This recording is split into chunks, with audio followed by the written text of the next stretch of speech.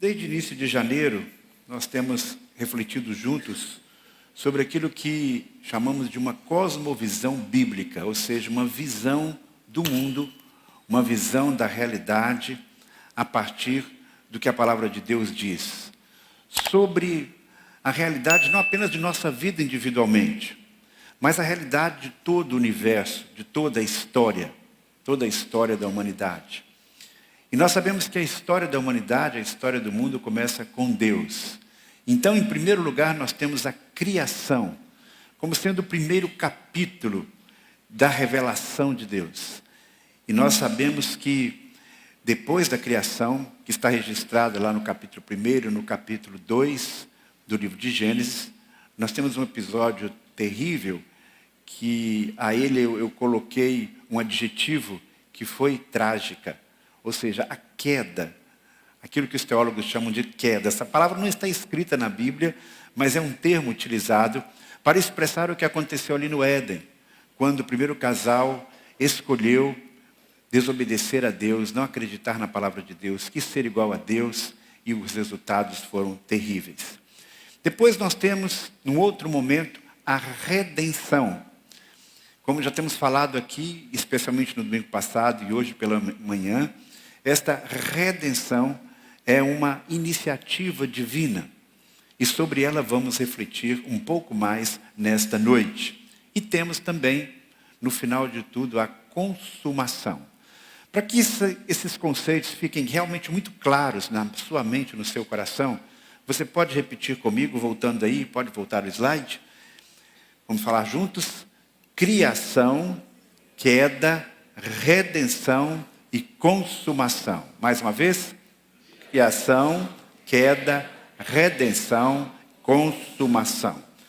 Na queda, nós temos, na criação, nós temos o conceito de que tudo que existe, absolutamente tudo, foi criado do nada por Deus de um modo perfeito e para a sua glória.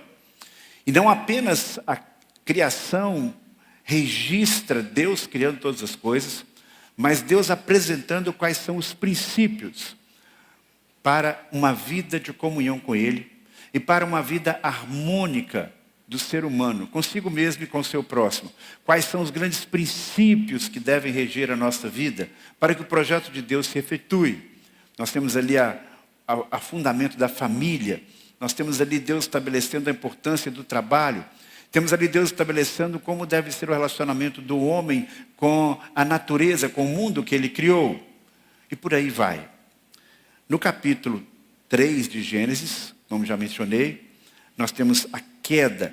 E em resumo o que podemos dizer é que toda a criação e todos esses relacionamentos foram afetados a partir da queda. Qual a dimensão desta tragédia? Alguns falam que o ser humano passou por um processo de depravação total, que nada do que o homem faz tem nada de bom, que aquela imagem de Deus foi destroçada completamente e não há nenhuma possibilidade do ser humano realizar nada de significativo. Outros, com os quais eu me alinho, acreditam que o estrago foi realmente muito grande. Toda a obra da criação foi afetada, que o ser humano se desconectou da sua fonte de energia, mas que mesmo assim ainda restam alguns vestígios da imagem de Deus em cada ser humano decaído. É como um espelho que é quebrado. E as suas partes estão ali refletindo um pouco da imagem ao seu redor, mas que na verdade não é capaz de reproduzir com plenitude a imagem perfeita das coisas. Assim também nós, seres humanos, estamos quebrados, precisamos de um processo de restauração, mas há em cada ser humano uma centelha divina. Com a queda, introduziu-se no mundo um novo poder espiritual. O poder das trevas, o império das trevas. E o domínio de toda a criação, num certo sentido, ficou dividido entre Deus e o diabo. Não estamos com isso querendo dizer que há uma equivalência de forças, absolutamente. O poder de Deus é infinitamente superior ao poder do mal. Mas temporariamente, em muitos aspectos, o mundo está sendo dominado pelo império das trevas. É o que a própria Bíblia nos diz. E este domínio, ele acontece numa grande proporção, especialmente até um momento histórico. O momento em que Jesus Cristo vem, trazendo o reino de Deus. Com a vinda de Jesus, nós temos uma manifestação clara do projeto de Deus, projeto concebido desde a eternidade, que é o projeto da redenção. Como esta redenção do ser humano ocorre no mundo? Hoje pela manhã, quando eu falei sobre Efésios capítulo 1, nós já abordamos alguns aspectos dessa redenção. E um pouco do que eu falei de manhã, eu quero relembrar agora, para que você possa ter uma visão mais adequada deste assunto. Hoje pela manhã eu falei e relembro agora, que a libertação, no contexto lá do mundo antigo, implicava, quando falava-se de resgate, de redenção, na libertação de um escravo. Um escravo podia fugir, ser recapturado, e ele era levado para ser vendido no mercado de escravos. E ali alguém o comprava, e ele então voltava à sua situação de escravidão. E havia um preço para que aquele escravo pudesse ser novamente, pudesse ser vendido. E geralmente não era um preço muito baixo. Esse preço variava de acordo com a capacidade, a potencialidade daquele escravo. Mas havia algumas situações em que alguém, um coração generoso, um amigo, alguém, comprava aquele escravo e o libertava. E ele se tornava então uma pessoa livre. Quando nós pensamos em resgate, em redenção, podemos pensar também numa pessoa que estava condenada à morte, mas que, de alguma forma, alguém interagiu, alguém interviu, houve algum processo que houve uma liberação desta pessoa de uma condenação de morte. Foi o que aconteceu, por exemplo, com Barrabás. Ele foi redimido, por assim dizer, por uma decisão da multidão e do próprio Pilatos. Mas a libertação ou a redenção significa também uma libertação de um prisioneiro de guerra.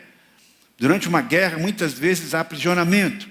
E como é que uma pessoa, numa situação de guerra, ela se liberta, ela alcança assim a redenção?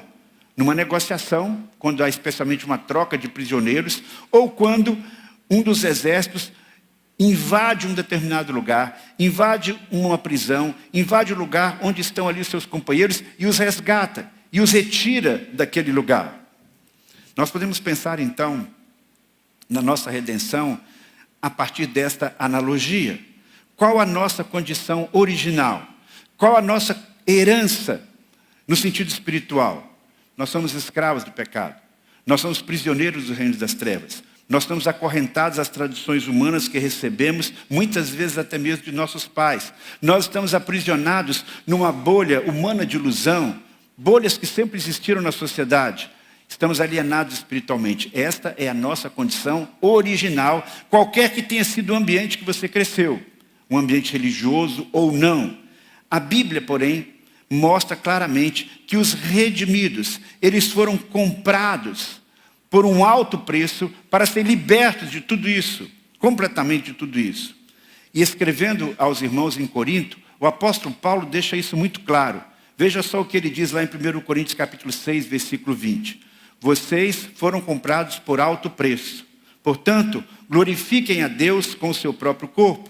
Ainda nesse mesmo livro, no capítulo 7, versículo 23, nós lemos: vocês foram comprados por alto preço, não se tornem escravos de homens. É interessante que Paulo está escrevendo aqui uma igreja problemática. Uma igreja que tem irmãos fazendo um monte de coisa errada. E a admoestação de Paulo, a orientação dele não segue tanto naquela linha dizendo: olha, vocês têm simplesmente que parar com tudo isso. Ele não simplesmente adverte e condena as atitudes deles. Ele procura ir mais além. Ele procura dar uma razão pela qual eles deveriam ter um comportamento diferente. E ele diz: vocês foram comprados por um alto preço. Honrem o preço desta compra. Honrem aquilo que foi feito a favor de vocês. Porque quando vocês se deixam dominar pelo pecado, vocês não estão valorizando aquilo que foi feito a favor de vocês. Comprados por quem? Comprados por Deus, resgatados por Deus. A Bíblia revela claramente esta ação de Deus quando pessoas são compradas por Ele. E por que isso é importante? Porque Deus, meus queridos irmãos, é o único. Deus é o único que pode resgatar o ser humano. Deus é o único que pode resgatar a humanidade. na Bíblia nós vemos claramente isso. A redenção sempre é uma ação feita por Deus. Hoje de manhã eu mencionei sobre isso. Você até no seu relacionamento humano, quando você falha com alguém, você pode dizer, olha, eu estou fazendo isso aqui para me redimir, porque eu pisei na bola com você, então agora eu vou fazer aqui uma coisa boa para compensar, e assim eu espero que você me perdoe. Estou tentando me redimir. A gente não usa essa expressão, a gente não ouve essa expressão, mas na dinâmica espiritual não existe isso. Não existe eu vou me redimir. Não, você não conjuga esse verbo na primeira pessoa. Você diz, eu sou redimido, ou eu fui redimido, porque quem nos redime é sempre Deus. Por isso nós lemos já desde o Antigo Testamento, esse tipo de informação, esse tipo de orientação. Põe a sua esperança no Senhor, ó Israel, pois no Senhor há amor leal e plena redenção. Ele próprio redimirá Israel de todas as suas culpas. Deus se apresenta desde o Antigo Testamento como esse Deus redentor. Lembra-se daquele episódio, que é o episódio mais importante do Velho Testamento, quando o povo está sendo dominado, está sendo escravizado lá no Egito, e Deus então age de forma redentora. Sob a liderança de Moisés, ele tira o povo do Egito. Essa é uma ação redentora. E quando Deus vai se apresentar mais uma vez para o povo lá, entregando os 10 mandamentos, e anos depois, quando ele vai relembrar a sua ação em favor do povo, segundo o registro de Deuteronômio, nós temos a seguinte apresentação de Deus para o seu povo. Eu sou o Senhor, o teu Deus, que te tirei do Egito, da terra da escravidão. E os profetas, especialmente Isaías, vão relembrar isso ao povo diversas vezes. O povo está lá no cativeiro, ou o povo vai para o cativeiro. E aí então, o que Deus fala para eles? Não tenha medo, ó verme Jacó, ó pequeno Israel. Declara o Senhor, o seu Redentor, o Santo de Israel. Então o Deus que nós temos na Bíblia é o Deus que redimiu o seu povo lá no Egito. É o Deus que redimiu o seu povo na Babilônia. É o Deus que redime o seu povo nas mais diversas situações. E o que nós queremos dizer com isso? Que o ser humano não é capaz de consertar o mundo. O ser humano não é capaz de desenvolver políticas públicas que vão, de fato, transformar o mundo naquilo que é essencial. Mudar o mundo e mudar a realidade numa dimensão mais profunda. Muitas vezes nós ouvimos, é a educação que transforma o mundo. Isso é uma meia-verdade. A educação pode, de fato, transformar muitos aspectos da vida humana. Mas as mudanças mais profundas que o mundo necessita, o próprio ser humano não é capaz de efetuá-las. Porque somente Deus pode agir de uma forma redentora para restaurar aquilo que Ele colocou no coração do ser humano lá no começo. Por que nós não somos capazes de promover no nosso coração as mudanças mais profundas? Porque às vezes nós sabemos como devemos agir e não conseguimos agir como deveríamos. Porque às vezes nós nem sabemos como agir. Porque o pecado domina tantas áreas das nossas vidas. Porque tantas pessoas querem se libertar dos seus vícios, dos seus comportamentos inadequados, e fazem todo tipo de ajuda, buscam todo tipo de ajuda, e muitas vezes não conseguem. Porque nós vivemos num planeta que tem tantos recursos, e ainda assim há tanta gente que passa fome. Porque nós vivemos num mundo em que a justiça já deveria ter sido algo aprendido pelas pessoas depois de tantos anos de civilização, e ainda existe tanta injustiça. É muito simples, porque nós não somos capazes de resolver os nossos problemas sozinhos. Nós precisamos de um Redentor. Nós precisamos de um Redentor, e esse Redentor, a Bíblia apresenta, é o próprio Deus. Deus é dono de tudo, Ele é o Senhor soberano. E Ele compartilhou com o primeiro casal o domínio sobre a terra. Deus os colocou como administradores corresponsáveis com Ele pela administração da terra. Mas lá no começo, na queda, o primeiro casal transfere, por assim dizer, esse direito de propriedade e passa para Satanás. E assim então nós temos hoje uma terra que sofre. E as consequências são catastróficas em todas as áreas, como nós já mencionamos aqui anteriormente. Mas Deus, desde a eternidade, não foi pego de surpresa. E Ele planejou reverter este quadro. E Ele prometeu agir. Deus sabe que sozinhos e sob a influência de Satanás e do mundo, o homem não consegue trazer de volta o projeto original de Deus. Somente Deus pode mudar esta realidade. E como é que Deus se torna, então, o nosso Redentor? Como é que Ele se tornou o Redentor da humanidade? E o Redentor de nossas vidas, vindo pessoalmente ao mundo, tomando a forma humana em Jesus de Nazaré.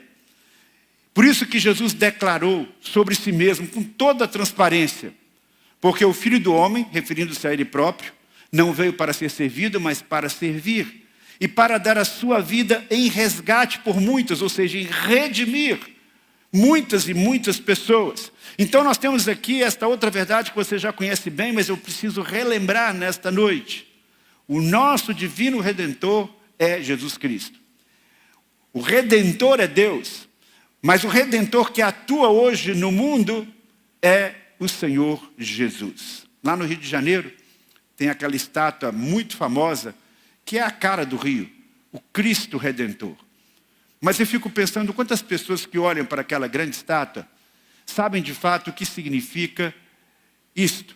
O que significa Cristo ser o Redentor. Esta faceta da vida de Jesus, ser o Redentor, é que o faz diferente de qualquer outro líder religioso. É o que faz diferente de qualquer outro mestre. A redenção envolve não apenas a ideia de um pagamento por um escravo, mas a ideia de obter algo de volta, que está sob o poder de outra pessoa e que volta para as mãos originais. Somente Jesus Cristo teria condição de realizar esse processo, trazendo-nos de volta para o Pai, trazendo-nos de volta para a comunhão com o Criador. Quanto custou a Jesus esse ato redentor? Este ato começou lá no céu, quando Ele decidiu acatar o desígnio do Pai. Lá na eternidade, quando Deus, prevendo o que ia acontecer, já determinou que o seu Filho teria que vir aqui a este mundo para cumprir esse propósito. Este preço da redenção, ele começou a acontecer no momento em que Jesus deixou a sua glória lá no céu e tomou a forma humana.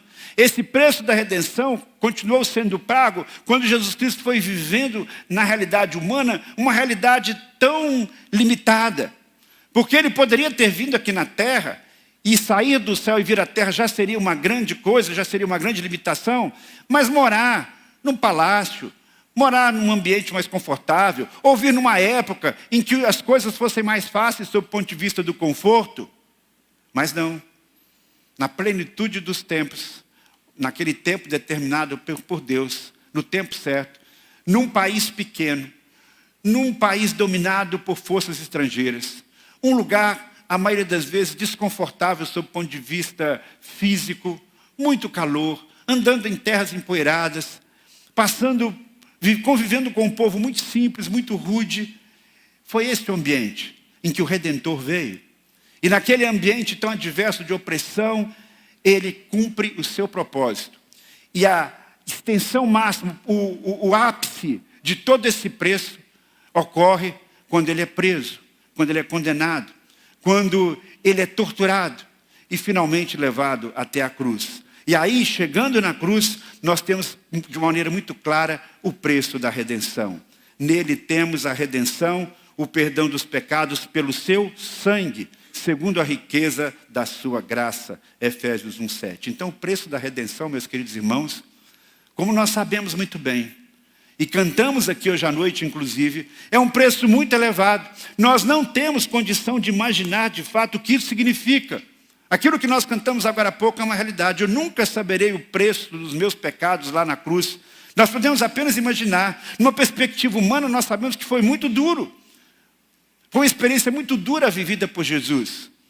Por isso o apóstolo Pedro não tem dúvida de falar sobre esse assunto, que aparece inclusive em outros textos do Novo Testamento, quando ele diz: pois vocês sabem que não foi por meio de coisas perecíveis como prata ou ouro que vocês foram redimidos da sua maneira vazia de viver, transmitida por seus antepassados, mas pelo precioso sangue de Cristo, como de um cordeiro sem mancha e sem defeito, como de um cordeiro conhecido antes da criação do mundo, revelado nestes últimos tempos em favor de vocês. Esse texto mostra claramente que este altíssimo preço pago por Jesus, o seu próprio sangue derramado ali na cruz, não foi simplesmente algo que aconteceu acidentalmente na vida de Jesus. Não foi fruto apenas da maldade do coração humano, daqueles que conviveram com Jesus pessoalmente, dos líderes religiosos, de todos aqueles que o invejaram, da decepção de Judas, da traição de Pedro, da traição de Judas, da decepção de Pedro. Não! Deus, na eternidade, olhou para o seu Filho como um cordeiro imaculado e planejou: esse vai ser o meio pelo qual eu vou resgatar aquilo que eu sei que perderei temporariamente. E o sangue de Jesus significa a vida de Jesus, porque a vida está no sangue. Se você retira o sangue de um ser vivo, aquela vida deixa de existir. E o pagamento a preço de sangue significa simplesmente pagamento com a própria vida. Porque o sangue é um símbolo da vida, segundo a palavra de Deus.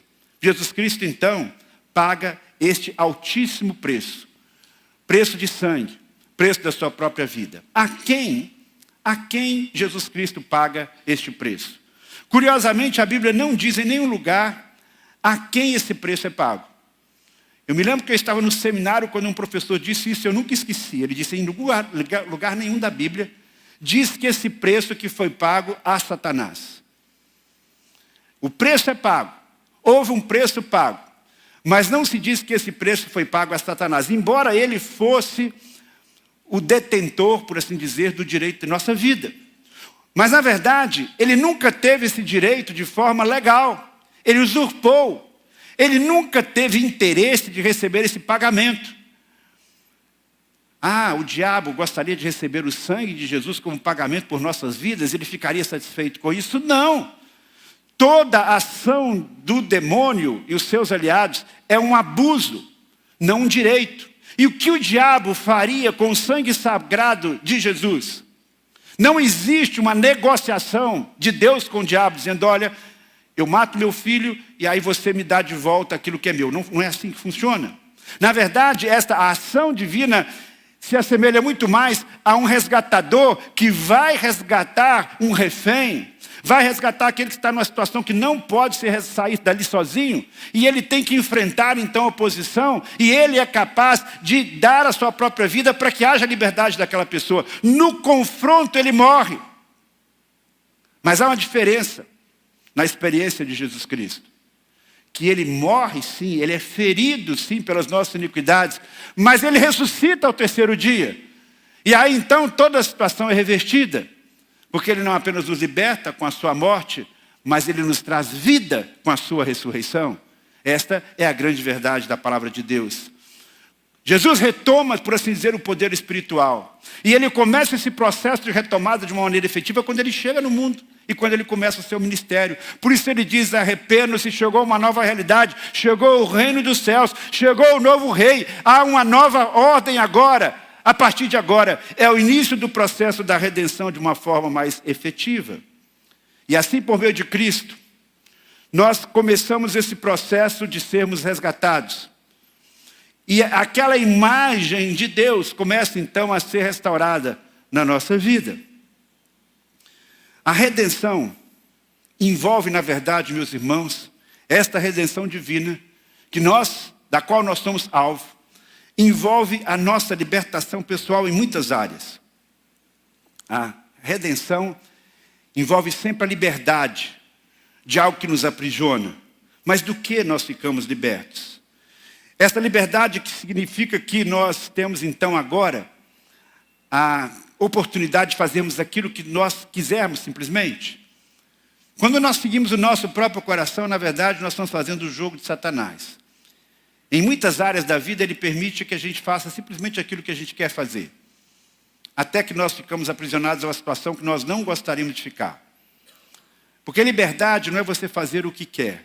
Liberdade é você fazer algo que não lhe aprisiona depois. Geralmente quem faz o que quer depois fica prisioneiro de uma situação complicada. E é isso que o diabo faz. Há uma ilusão, no sentido de que você é livre. Satanás ilude a pessoa: faça o que você quiser. Só que ele não mostra as consequências. E aí você fica então numa situação refém. Isso é muito claro, por exemplo, quando a pessoa envereda pelo caminho do vício. Ele se envolve com uma droga, ele se envolve com uma bebida, ele tem liberdade, se sente muito bem fazendo aquilo, mas depois ele não consegue mais sair daquilo. E as consequências são realmente muito complicadas. É uma pessoa que começa a trair o seu esposo, sua esposa, ele se sente livre para estar fazendo aquilo, mas depois o preço que ele vai pagar, muitas vezes é o fim do seu casamento, o fim da sua família, o fim da sua paz. A Bíblia diz com muita clareza o seguinte: vocês foram libertados do pecado e tornaram-se escravos da justiça. O apóstolo Paulo relembra em Gálatas capítulo 5, irmãos, vocês foram chamados para a liberdade, mas não usem a liberdade para dar ocasião à vontade da natureza pecaminosa. Ao contrário, sirvam uns aos outros mediante o amor. Liberdade não é libertinagem. A nossa tendência para o mal ainda não foi completamente aniquilada, meus irmãos, infelizmente, porque a consumação ainda não chegou. Nós temos ainda aquela velha natureza lutando contra a nova natureza, é o que a Bíblia chama de luta entre a carne e o espírito. Mas nós somos redimidos, nós somos libertos do poder da carne, do poder da natureza pecaminosa. Ou seja, ainda que ela muitas vezes nos pressione, ela não precisa nos dominar, porque nós temos uma outra força, um outro poder muito maior dentro de nós. Então, nós somos redimidos de uma vida em que a carne ou o poder pecaminoso que existe em nós nos dominava. Uma outra área em que nós somos redimidos, em que nós somos libertos, é aquilo que está registrado naquele texto que eu já li. Vocês sabem que não foram por meio de coisas perecíveis como prata e ouro que vocês foram redimidos da sua maneira vazia de viver, transmitida por seus antepassados.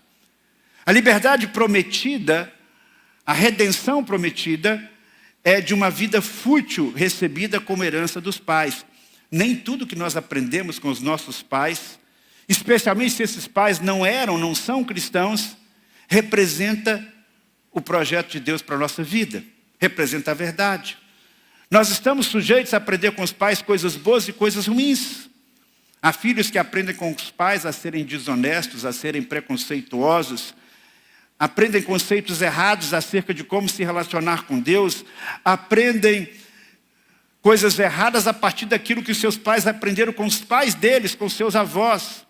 E assim se perpetua no mundo muitas tradições e crenças falsas, e atitudes e ações completamente opostas a tudo aquilo que está na Bíblia. É o que Pedro está dizendo aí. É uma vida vazia porque está baseada em informações e conceitos falsos. Quando nós reconhecemos, quando nós nos convertemos, nós passamos a reconhecer que alguns desses ensinamentos, que algumas desses aprendizados, de fato, eram equivocados. Não é verdade que muita gente reluta em aceitar Jesus e ter um compromisso com Ele, porque fica apegado às suas tradições familiares, religiosas? Mas quando a pessoa tem os seus olhos abertos, ela percebe quão fútil era grande parte daquilo que ele aprendeu, até mesmo no contexto, muitas vezes, da sua família.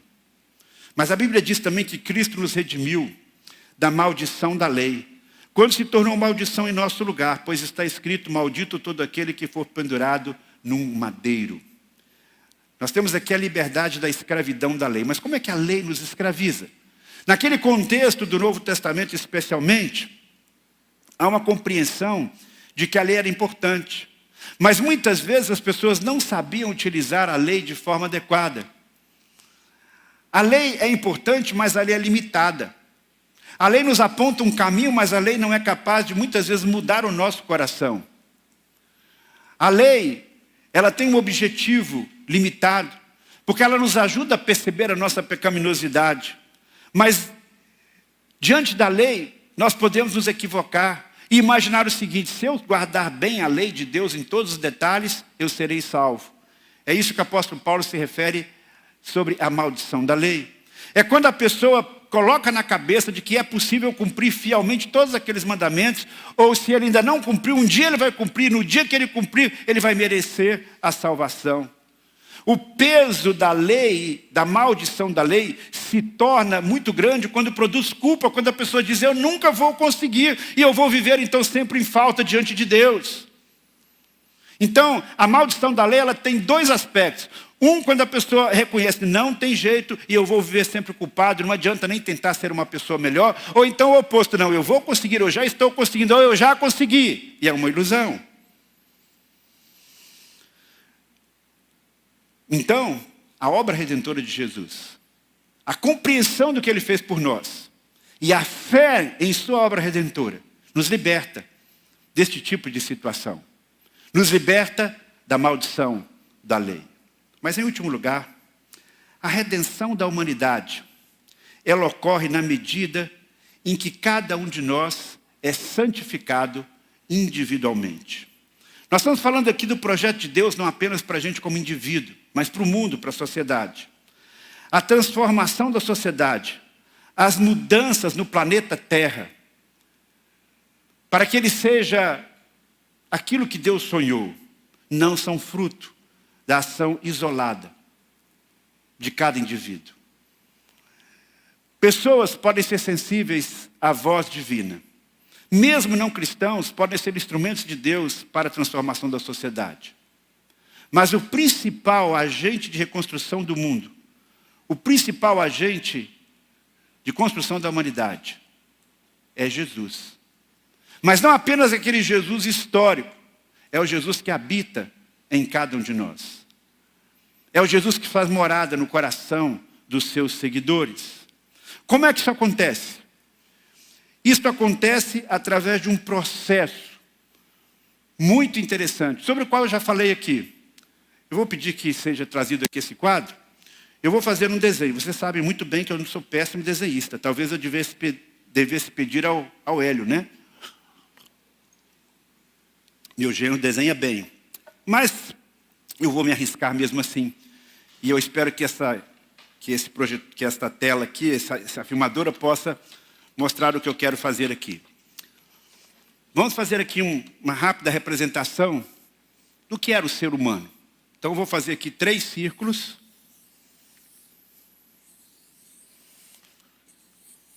E nesse círculo menor aqui, nós temos aquilo que eu chamaria, e a Bíblia também usa algumas vezes esta imagem, e alguns teólogos interpretam o ser humano nessa perspectiva, como sendo o espírito humano. Não é o Espírito Santo, aqui é o espírito humano, certo? Esse círculo menor. Nesse segundo círculo nós temos a alma humana. E aqui nós temos o corpo humano, esse terceiro nível. Como é a ação de Deus redentiva na vida do ser humano, na vida do cristão? Aqui em volta nós temos as influências do mundo, as influências de Satanás, as influências exteriores, que nos afetam. O ser humano natural, antes da redenção, ele tem esse seu espírito aqui desconectado de Deus.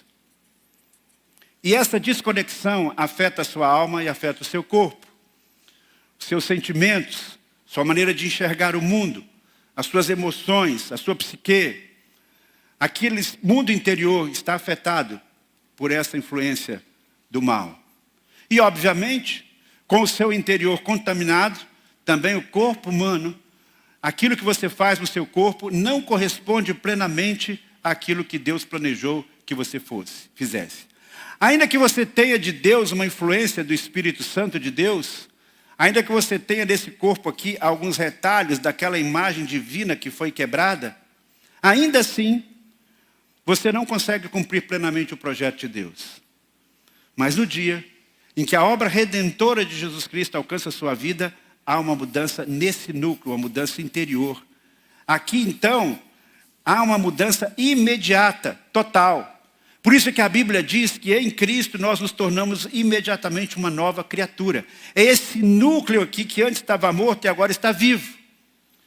E a partir então desta nova realidade, a realidade da cruz, a realidade da presença do Espírito Santo de Deus neste núcleo mais interior da sua vida, é que a sua alma começa a ser transformada.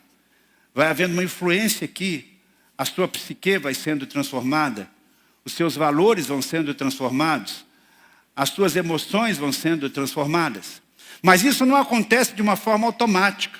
Isso acontece na medida que você se submete à ação de Deus na sua vida. Na medida que você usa os canais da santificação para que isso aconteça na sua vida.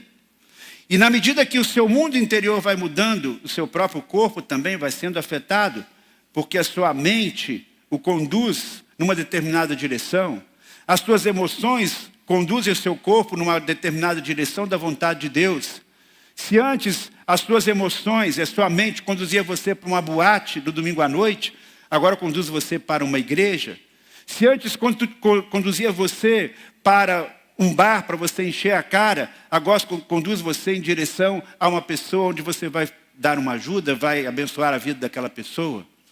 Então, esse processo de santificação, que começa com o processo da redenção aqui dentro do seu interior, é um processo que dura a vida toda. E o que isso tem a ver com o grande projeto de Deus para a humanidade? Deus não vai mudar a humanidade a partir do próprio ser humano. As grandes mudanças não são assim. Ainda que algumas delas possam ocorrer numa certa medida, mas qualquer mudança humana para a transformação da sociedade é uma mudança muito limitada. Seja pela via política, seja pela via da educação ou qualquer outra. O jeito de Deus mudar o mundo é através da mudança de cada indivíduo. Então, se numa sociedade nós temos cada vez mais pessoas que passaram por esse processo de mudança pessoal, mais pessoas e mais pessoas e mais pessoas, então a sociedade muda, o mundo muda. Há um retorno daquele projeto original de Deus, porque aqui no coração mudou. Houve uma nova comunicação de Deus, como lá no começo. Esta mentalidade aqui, os valores que vão ser cultivados aqui, são aqueles valores lá da criação do começo. Há um retorno, há uma restauração, aquela busca de justiça, de paz, a busca ecológica, o não preconceito, tudo isso começa a acontecer na mente e no coração desta pessoa. E se vai acontecendo na mente e no coração de muitas pessoas, num determinado lugar, num determinado país e no mundo, isso vai resultar numa mudança no mundo. Nós sabemos que, infelizmente, nem todo mundo vai mudar desta forma, porque muitos ainda resistem à obra transformadora de Jesus. Mas o mais estranho é quando pessoas afirmam ter sido redimidas e não permitem que esta mudança pessoal vá crescendo aqui dentro, e o impacto aqui fora na sociedade se torna pequeno. O que nós precisamos não é de mais gente se dizendo transformada por Cristo, não é de mais gente se dizendo cristão, mas é de mais gente em que esse processo acontece. Porque na medida que mais e mais filhos de Deus passam por esse processo de transformação na sua vida interior, vão se tornando cada vez mais parecidos com Jesus, vão se tornando melhores pais, melhores professores, melhores testemunhas, melhores profissionais, melhores cônjuges, melhores cidadãos. O mundo vai ser transformado, o país vai ser transformado, a partir da transformação individual. E se isso acontecer numa dimensão, numa escala mundial, haveria uma redenção mundial. Nós sabemos que, infelizmente, nem sempre esse processo vai acontecer. Que no final dos tempos, muitos que aparentemente estavam entrando nesse processo, não entrarão. E vai haver uma intervenção especial de Deus na história. Mas isso é assunto para um outro dia. O que eu quero falar hoje é que é sua responsabilidade, é minha responsabilidade, deixarmos acontecer na vida este processo redentivo. Porque somente com a redenção individual, associada à santificação pessoal, é que podemos de fato mudar, impactar o mundo. Que Deus nos abençoe. Amém. Vamos fechar os nossos olhos, vamos falar com Deus. Querido Pai do céu, muito obrigado, porque em Cristo Jesus existe possibilidade de mudança. Mais do que possibilidade de mudança, existe de fato uma mudança que ocorre no nosso interior. E o que eu te peço, Pai, para as nossas vidas, para a minha vida e para a vida de cada irmão aqui, é que essa mudança não fique apenas no âmbito daquilo que é intangível, no âmbito lá no íntimo espiritual, mas que esta mudança, esta redenção, possa extrapolar e alcançar todas as áreas de nossa vida. E que muitas pessoas vivendo esse processo, aqui na nossa cidade, no Brasil, no mundo, possamos ter dias melhores, Pai. Nós não sabemos quanto tempo haverá para que a consumação dos séculos venha acontecer. E por não sabermos, Pai, ajuda-nos a fazer a nossa parte. Ajuda-nos a cumprir o teu projeto, idealizado e iniciado em Jesus Cristo. Ajuda-nos a transformar o mundo como Jesus transformou, mudando os corações. E a começar de cada um de nós, que aconteça esta mudança. Muito obrigado, porque pelo sangue de Jesus, nós somos mudados, nós somos lavados, nós somos transformados. Ajuda-nos a valorizar isso. Não apenas mentalmente, não apenas no momento de culto, mas com uma vida digna. Como nos diz a tua palavra, foi alto o preço que o Senhor pagou para a nossa transformação. Que isso se efetive em nossas vidas. Em nome de Jesus. Amém.